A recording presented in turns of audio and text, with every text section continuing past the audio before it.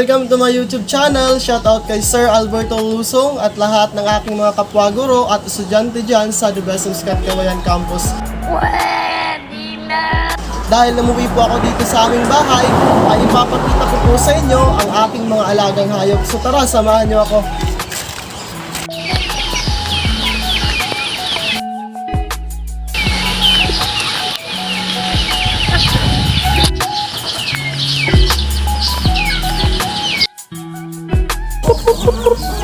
Nga po pala, ang breed o ang lahi po ng aking mga alagang manok ay tinatawag po itong Asel.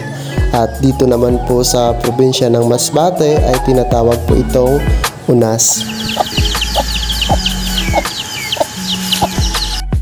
At umaabot nga po pala ng 3 hanggang 4 na kilo ang bawat isang piraso nito. At ito po ay nakadepende kung paano nyo alagaan. Sa pag-aalaga po ng manok o pagkakaroon ng backyard chicken ay may 3 benepisyo po itong naidudulot sa akin at sa aking pamilya. Damn! So una po ay hindi na po namin kailangang bumili sa palengke kapag wala po kaming ulam. At pangalawa po naman ay kapag wala po kaming pera ay binibinta po namin ito.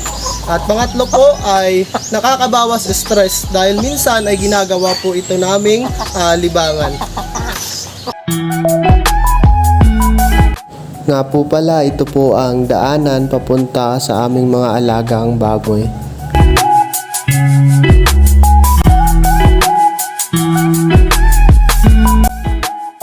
At dahil po sa may malawak na espasyo o bakuran sa likod ng aming bahay, dito lang po namin sila mas piniling ilagay.